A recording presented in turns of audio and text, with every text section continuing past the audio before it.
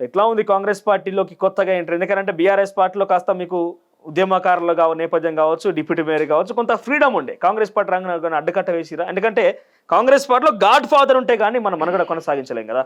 ఇప్పుడు టీఆర్ఎస్ పార్టీలో మొన్ననే అసెంబ్లీ స్థానాలు ఫస్ట్ ప్రకటించారు. ఒక 2 నెలల ముందే ప్రకటించారు. ప్రకటించినప్పుడు కేసీఆర్ గారు ఏం చెప్పిండు, ఇది రాష్ట్ర పార్టీ కాదు, ఇది కేంద్ర పార్టీ.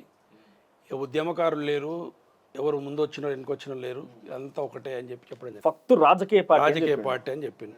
దాంతో చాలా మంది ఉద్యమకారులు, లీడర్ ప్రతి ఒక్కరు కూడా మనస్తాపానికి గురయ్యాను. అప్పటికే టీఆర్ఎస్ పార్టీని బీఆర్ఎస్గా మార్చే ఇంకో చాలా ఆందోళనగా ఉండే. అయితే ఆ టైంలో నేను యాక్చువల్లీ అడుగుదాం అనుకున్నాను లేచి. అయితే నేను అడగలేకపోయాను. ఇక్కడ కేసీఆర్ గారు లేచి అడిగే అవకాశం ఉంటుందా? అడుగుదామని లేచినాను, అప్పుడే కూర్చున్నాను వాళ్ళ రోజు. భయపడే కాదు, గౌరవం. సో అంటే ఆ విధంగా ఉద్యమకారులు లేనిది ఇలా కేసీఆర్ లేడు, తెలంగాణ లేదు, ఎవరూ లేరు. మరి వాళ్ళు ఈ స్థానంలోనే ఉద్యమకారులు లేరు అన్న మాట వాళ్ళు. ఉద్యమకారులకు ఏదో చేస్తాము, వాళ్ళకు ఇంపార్టెన్స్ ఇస్తాము, గౌరవిస్తాం అన్న మాట లేదు. వీళ్ళు కొత్త పాత లేదు, ఇవాళ వచ్చినాడు నిన్న వచ్చినాడు ఒకటే, ఆ విధంగా మాట్లాడడం కొంచెం మాకు బాధాకరంగా ఉండే. ఆ తర్వాత కూడా ఇచ్చినప్పుడే పార్టీల టికెట్లు కూడా అందరికీ ఒక్కొక్కసారి ఒక్కొక్కరికి 3 సార్లు ప్రజల్లో అవగాహన లేని వాళ్ళకు అదే కంటిన్యూ చేయడము, వాళ్ళకి వేయడము. చాలామంది ఉద్యమకాలు పనిచేసిన వాళ్ళు నెక్స్ట్ ఈసారి అవకాశం వస్తుందని చెప్పి చాలామంది పార్టీలో తిరిగినారు, కష్టపడ్డారు. మరి వాళ్ళకు ఒక అవకాశం ఇవ్వాలి, చైర్మన్లని ఇవ్వాలి, ఇంకేదైనా ఇవ్వాలి. ఎవరిది కూడా కొత్తగా పార్టీలకు వచ్చిన వాళ్ళకి ఇంకేదో చేసిన డబ్బులకు అభ్యపోయి తప్పితే ఇచ్చిన దాఖలు ఎక్కడ లేవు. అంటే మీకు పదవి రాకపోవడం మీకు ఇబ్బంది కలిగింది? ఇబ్బంది కాదు, గౌరవం లేదు అక్కడ. అసలు నీకు పోయితే మాట్లాడితే నీకు అవకాశం లేదు. 4 గంటలు 3 గంటలు చాలా సందర్భంగా కూర్చున్నాం. మీకు ఎక్కడ ప్రగతి భవన్లో ఉన్నాము, కేసీఆర్ ఇక్కడికి వచ్చింది ఇంటి దగ్గర ఉన్నాము. ఎన్నోసార్లు ప్రగతి భవన్ తర్వాత ఫామ్ హౌస్లో ఒక 3 సార్లు పోయినా. ప్రదక్షిణ చేసేది ప్రగతి భవన్,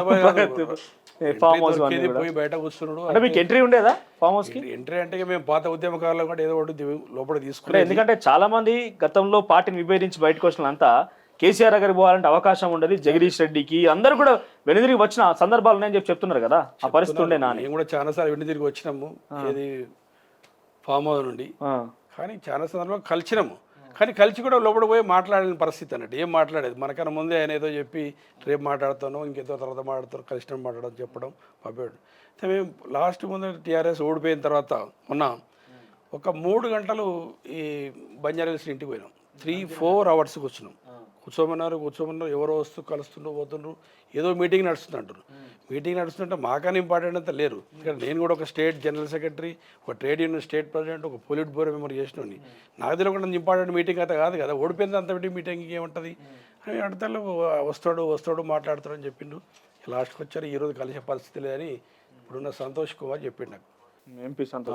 నేను అప్పటికే సంతోషిని కూడా చాలా సీరియస్గా అయినా, ఏంది అసలు నువ్వు చెప్పినావు అని చెప్తలేదు, అంత ఎప్పుడు కూడా ఇదే చెప్తుంటాను, అంత నీదికెళ్ళే ప్రాబ్లం అవుతుంది సంతోష్ అని చెప్పిండు.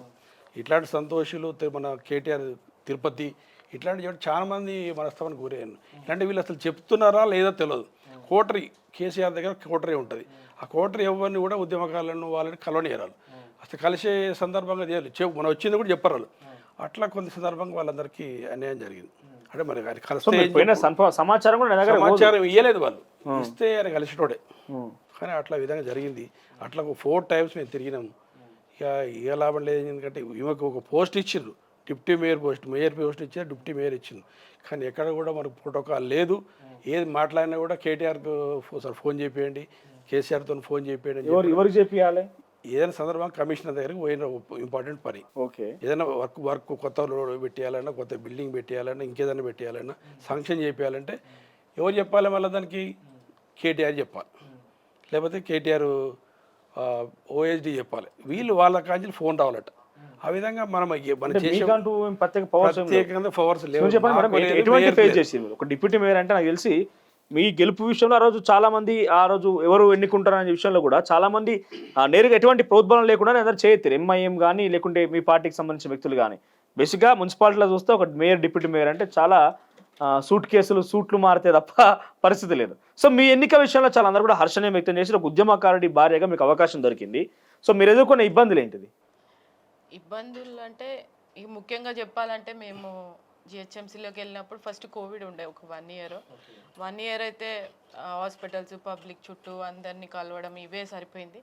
తర్వాత జిహెచ్ఎంసీని అంతా అర్థం చేసుకొని మేము ఎప్పుడైతే ప్రొసీడ్ అయిదాము పనులు చేసుకుందాము అనే లోపల మాకు మున్సిపల్ శాఖ మంత్రివర్యులు కేటీఆర్ గారు ఉండే అప్పుడు, ఆ గవర్నమెంట్ ఉన్నప్పుడు బీఆర్ఎస్ ఉన్నప్పుడు మంత్రివర్యులు ఉండే. అప్పుడు మామూలుగా ఉద్యమగౌడి భార్య మేయర్ వస్తుంది అని చెప్పిండ్రు, కానీ రాలేదు. కానీ కేసీఆర్ గారి తలుచుకున్నారు కాబట్టి డిప్యూటీ మేయర్గా ఇప్పించడం కూడా జరిగింది. ఆ డిప్యూటీ మేయర్ ఇచ్చినందుకు కూడా వారికి నేను ధన్యవాదాలు తెలియజేసుకుంటాను. సో ఫర్ ఏ పౌజ్ ఇక్కడ ఏంటంటే మీ పేరు మేయర్గా కూడా ప్రస్తావనకు వచ్చిందని చెప్తుంటారు కదా, ఎందుకు మీకు మేయర్గా ప్రస్తావనకు వచ్చినప్పుడు మిమ్మల్ని కాదని ఆ కుటుంబంలో ఒక రాజ్యసభ సభ్యుడు ఉన్నారు, బిజినెస్ పరంగా కొంత ముందుకు వెళ్తున్నప్పటికీ ఆ కుటుంబానికి సంబంధించిన ఒకటి కుమార్తె గద్వాల్ విజయలక్ష్మికి అవకాశం ఎందుకు ఇచ్చి ఉంటారా మీరు అనుకుంటున్నారు? ఇప్పుడు అదే కదా చెప్తున్నాం మేము. అంతకు ముందు లాస్ట్ టైం ఆమె బొంతు రామ్మోహన్ మేయర్ అయినప్పుడు కూడా ఆమె కార్పొరేటర్ ఉండే, అప్పుడు కూడా అడిగిందాం, అడిగితే ఇవ్వలేదు. ఆ తర్వాత ఆమె గ్రీన్ సిటిజన్, ఆమె మామూలుగా అయితే యుఎస్ సిటిజన్. తను మేయర్ పదవి కోసమే సిటిజన్షిప్ కూడా రద్దు చేసుకుంది. అక్కడి నుంచి సిటిజన్షిప్ రద్దు చేసుకొని నాకు మేయర్ కావాలని కూర్చుంది. అయితే లాస్ట్ మినిట్లో మేము తెర మీదకి వచ్చిన తర్వాత తెలంగాణ రాష్ట్రంతో హైదరాబాద్ ప్రాంతంతో సంబంధం లేని వ్యక్తి వచ్చి కూర్చుంది. అసలు ఆమె ఒక సిటిజన్, అసలు ఆమెకి ఇక్కడ ఏ పబ్లిక్తో కానీ ప్రజలతో కానీ సంబంధాలు లేవు. వాళ్ళ నాన్న వాళ్ళ బ్రదర్తోని వాళ్ళకి ఎక్కువ అటాచ్. ఇంకా ఒక పెద్ద మనిషి, ఒక పెద్ద ఆయన, ఒక కాంగ్రెస్ పార్టీ వీడి కేసీఆర్ దగ్గరకు వచ్చిండ్రు కదా అప్పుడు స్టార్టింగ్లో. వచ్చినప్పుడు ఆయన మరి లాస్ట్ టైం ఇస్తా అన్నారు, ఇవ్వలేదు. ఈసారి అన్న నా కూతురికి ఇవ్వాలి, లేకపోతే ఇంకా ఫర్దర్ నేను సూసైడ్ కూడా చేసుకునే పరిస్థితి ఉంటుంది, నా కూతురు సూసైడ్ కూడా చేసుకుంటుంది అని చెప్పి పెద్ద ఆయన ప్రోద్బలంతో వాళ్ళకి మేయర్ ఇవ్వడం జరిగింది. మొత్తం చెప్పడానికి వచ్చినాక పేరు పెద్ద ఆయన డైరెక్ట్ పేరు చెప్పేస్తే అయిపోతుంది. అంటే అదే కేశవరావు గారి ప్రోత్సాహంతోనే మేయర్ రావడం జరిగింది. మేయర్ వచ్చిన తర్వాత ఇంకా మాకు ముందే చెప్పిండ్రు, తర్వాత మళ్ళీ పిలిచి ప్రస్తుతానికి ఇట్లా జరిగింది, అడ్జస్ట్ చేసుకోండి. శోభన్ అన్న అంటే సీనియర్ నాయకుడు ప్లస్ ఉద్యమకారుడు ప్లస్ అని మేము ఆలోచించినాం. ఇంకా అనుకోకుండా ఇలా చేయాల్సి వచ్చిందని చెప్పి మాకు ముందే సమాచారం చెప్పి మీకు డిప్యూటీ మేయర్ ఇప్పిస్తున్నాం అని చెప్పి చెప్పడం జరిగింది. ముందస్తుగా మీకు అంగీకారం ఉండేనా దానికి? మరి మీ యాక్సెప్టెన్స్ ఉండేనా ఎవరికి ఆ యొక్క డిప్యూటీ మేయర్ పదవికి? సీల్ కవర్ అని చెప్పారు. అంటే సీల్ కవర్ లో చెప్పిండ్రు, అంటే ఇంకా ఇంటర్నల్ అంటే అట్లా అని చెప్పలేను, సీల్ కవర్ లోనే చెప్పిండ్రు. కాకపోతే మేము ప్రమాణ స్వీకారం ముందు రోజు భవన్కి వెళ్తాం కదా అందరం కలిసి వెళ్ళినప్పుడు అప్పుడు చెప్పిండ్రు మామూలుగా. నేను అంటే నన్నే నిలబెట్టి ఎగ్జాంపుల్ గా తీసుకున్నారు మా మున్సిపల్ మంత్రి కేటీఆర్ గారు.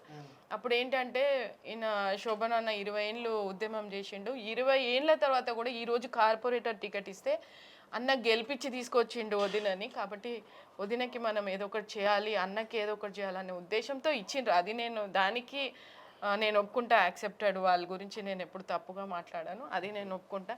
కాకపోతే మాకు అధికారాలు ఎట్లుండేటంటే 1 ఇయర్ అయితే కోవిడ్లో వెళ్ళిపోయింది. ఒక 1 ఇయర్లో అంటే ఇక ఇద్దరు మహిళలు అంటే మీకు ఒకటి తెలుసు, 3 మహిళలు కలిస్తే పడదు అన్న విషయం. 2 మహిళలు ఒక్క దగ్గర ఉంటుంది. మొదటి నుంచి విభేదాలేనా మీకు? కొంచెం అంటే ప్రోటోకాల్ విషయంలో, ఫోటోల విషయంలో, అన్నిట్లో కొన్ని విభేదాలు చాలా వరకు వచ్చాయి.